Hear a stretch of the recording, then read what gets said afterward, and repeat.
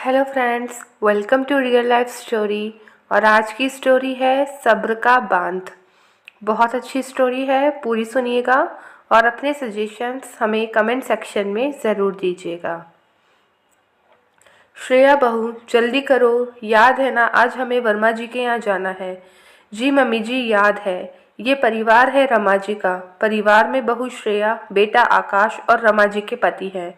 कोई ज़्यादा बड़ा परिवार नहीं था उनका। रमा जी का व्यवहार अपने आस पड़ोस में बहुत ही अच्छा था। वे बहुत ही मिलनसार थी। उनके रिवाज था, जब भी उनके पड़ोसी रिश्तेदारी में किसी बहू बेटी की डिलीवरी का समय होता तो उसके लिए अच्छे स्वादिष्ट पकवान बनाकर दिए जाते। श्रेया उनकी बहू की अभी नई नई शादी हुई थी। शादी को फिलहाल 4-5 महीने ही हुए थे और आज भी रमा जी ने बहुत स्वादिष्ट पकवान बनाए, क्योंकि उनकी पड़ोस में रहने वाली वर्मा जी की बहू माँ बनने वाली थी। दोनों सास बहू वहीं जाने की तैयारी कर रही थी। रमा जी ने घेवर, मूंग दाल के लड्डू, सौंठ, अलग अलग तरह के पकवान बनाए, लेकिन उन्होंने एक बार भी श्रेया को नहीं कहा कि तुम भी इसमें से कुछ चख लो। श्रेया को ये बात बहुत अजीब लगी, लेकिन उसने इस पर ज़्यादा ध्यान नहीं दिया और इसी तरह समय बीतता गया। श्रेया धीरे धीरे नोटिस करने लगी कि रमा जी जब भी कोई चीज़ बनाती तो घर के हर सदस्य, यहाँ तक कि पड़ोस में देने के लिए भी रख लेती, लेकिन कभी भी खुलकर श्रेया को खाने के लिए नहीं कहती।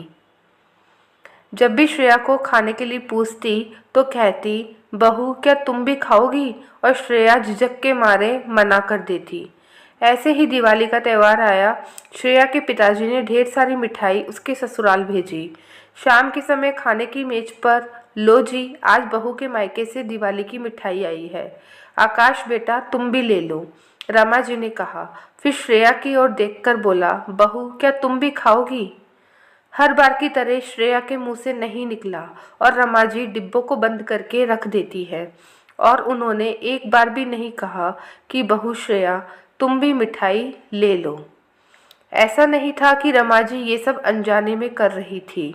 अब श्रेया भी पूरे तरीके से ये बात जान गई थी कि रमा जी को उसके खाने से प्रॉब्लम थी।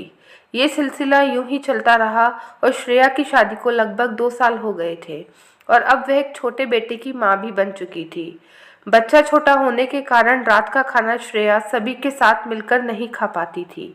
वह अपने बेटे को कमरे में संभालती और उसके परिवार के लोग खाना खा लेते। फिर उसके पति अपने बेटे को कमरे में देखते और श्रेया किचन में खाना खाने जाती। लेकिन अब खाने को लेकर इस घर में श्रेया की समस्या बहुत बढ़ गई थी और श्रेया के लिए खाने के नाम पर सिर्फ एक कटोरी चावल और थोड़ी सी दाल सब्जी बची रहती है। इतना सब होने पर भी श्रेया ने घर में कभी कोई शिकायत नहीं की, लेकिन अब उसे लग रहा था कि कम खाना खाने की वजह से वह अपने बेटे को अच्छे से दूध नहीं पिला पा रही है और उसका शरीर भी कमज़ोर हो रहा है। अब उसे समझ आता था कि उसके लिए भरपूर मात्रा में खाना और पोषक तत्व को लेना बहुत ज़रूरी है। वह फैसला करती है कि अब वह ये सब सहन नहीं करेगी और इस रूटीन को बदलेगी। घर में खाना तो वैसे श्रेया ही बनाती थी, इसलिए अगले दिन से उसने थोड़ा ज़्यादा खाना बनाया और अपने लिए अलग से खाना उठाकर पहले ही फ्रिज में रख दिया। रोज की तरह रात में सबके खाना खाने के बाद जब वह किचन में आई तो वहाँ पर थोड़ी सी ही सब्जी, चावल, दाल बची थी। तब श्रेया ने फ्रिज में से अपने लिए जो खाना उठाया था उसे निकाला। ये देखते ही रमा जी को बहुत गुस्सा आया और उन्होंने गुस्से में ना जाने श्रेया को क्या क्या कह दिया। ये क्या है श्रेया, तुमने अपने लिए अलग से फ्रिज में खाना उठाकर रखा था। तुम इस घर में चोरी करने लगी हो। मैंने कभी सोचा नहीं था तुम्हारे इस बर्ताव के बारे में, रमा जी ने गुस्से में कहा। तब श्रेया बोली, मम्मी जी, सोचा तो मैंने भी नहीं था कि आप मेरे साथ ऐसा बर्ताव करोगी। मम्मी जी, क्या जानती हैं, इन बीते सालों में आपने ही घर में स्वादिष्ट पकवानों के लिए कितना तरसी हूँ मैं। आपने कभी मुझे प्यार से ये नहीं कहा कि बहू तुम भी खा लो। हर बार यही पूछा कि बहू क्या तुम भी खाओगी। रोज खाने के नाम पर मेरे लिए बहुत थोड़ा खाना रहता है। आप तो एक औरत हैं और आप अच्छी तरह जानते हैं कि इस समय मुझे पोषक तत्वों की कितनी ज़रूरत है। मैंने कोई चोरी नहीं की अपने घर में, भरपेट भोजन करना तो कोई चोरी नहीं, और अब इसके सिवाय मेरे पास कोई रास्ता भी नहीं बचा था, क्योंकि ये जो कुछ भी हो रहा है आपकी नज़रों से छुपा नहीं था, लेकिन आप जानबूझकर अनजान बनी हुई थी।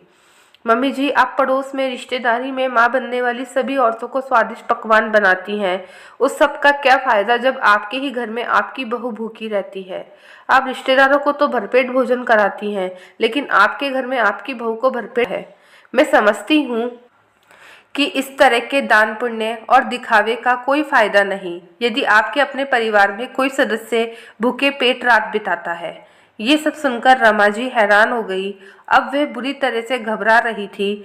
उन्हें लगा यदि उन्होंने श्रेया से इस बारे में ज्यादा बहस की तो उनके पति और बेटे के सामने उनकी पूरी सच्चाई आ जाएगी और सब उनकी असलियत जान जाएंगे।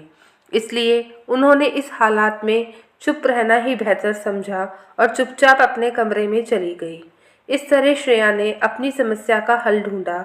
इस घटना के बाद रमा जी को भी श्रेया के प्रति अपने इस व्यवहार को बदलना पड़ा और आखिर श्रेया के सब्र का बांध टूटा और अब वे भरपेट भोजन कर पाती है। दोस्तों, आप बताइएगा कि श्रेया ने सही कदम उठाया और आपको ये स्टोरी कैसी लगी। कमेंट सेक्शन में अपने सजेशन ज़रूर